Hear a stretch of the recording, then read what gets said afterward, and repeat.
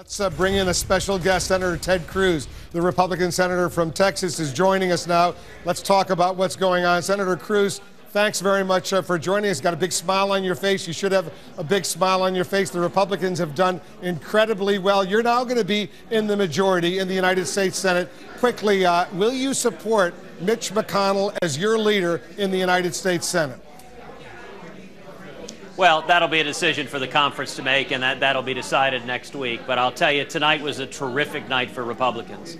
It was a powerful repudiation of the Obama agenda, the Obama economy, which isn't working. And now, really, the responsibility falls on Republicans, now that we've been handed the majority, for us to stand up and lead, and I very much hope that's what we do. I know that you don't want to answer the question, but let me try one more time, because a few days ago you were sort of reluctant to make it clear you would support Mitch McConnell as the Republican, as the majority leader. The Republicans will be in the majority. Can you not tell us now whether you will or you won't support Mitch McConnell? What's standing in the way? Wolf, I'm going to give you the same answer I did the first time you asked that question, which is that'll be a decision for the conference to make next week. And tonight what I'm focused on is the results of this election, which is a resounding Republican majority. And I would point out that the American people, they're frustrated with what's happening in Washington, but now the responsibility falls on us to lead with a positive, bold, optimistic pro-jobs agenda. And I hope that we see Republicans unite.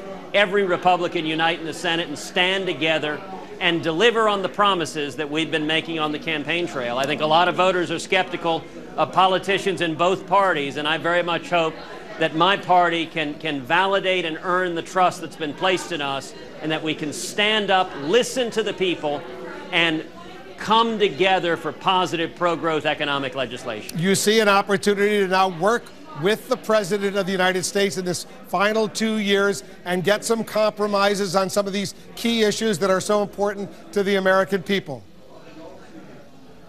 You know, Wolf, I hope so.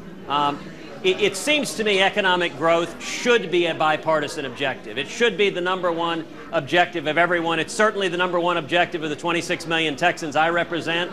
And all across the country, people are united across parties outside of Washington in wanting jobs and economic growth.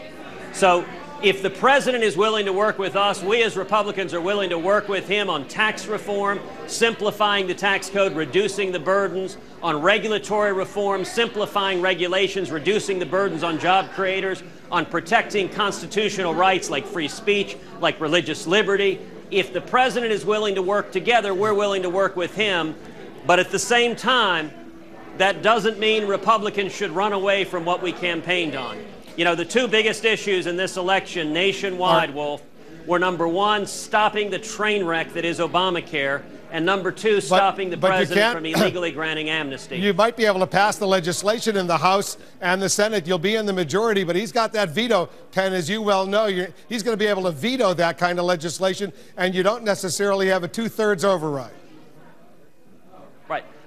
No doubt. Look, I think we should stand together. We should use reconciliation. We should pass full repeal. You're right, the president will almost surely veto it. But then we should start systematically repealing some of the most burdensome aspects of Obamacare. We should systematically pass legislation that provides that you can't have your health insurance canceled. You can't lose your doctor because of Obamacare. Honor the president's promise there. We should change the law so that people aren't forced into part-time work. Millions of people, especially single moms, have been forced into part-time work. We need to change the law to do that. We need to prohibit insurance company bailouts. We need to pass law after law after law, responding to the American people, and put them up to the president and see if he's willing to veto every aspect of legislation that would protect the American people and provide relief to the people who are suffering. Senator Ted Cruz, congratulations to the Republicans. I don't know if it's a shellacking, but it's pretty close to a shellacking. That's what the president said when the Republicans took the House back in 2010. Now the Republicans have taken the Senate. A very impressive night for the Republicans. We'll continue our conversation. Senator Ted Cruz, who will now be in the majority in the United States Senate. He's, like all Republicans, a pretty happy guy right now. Anderson, back to you.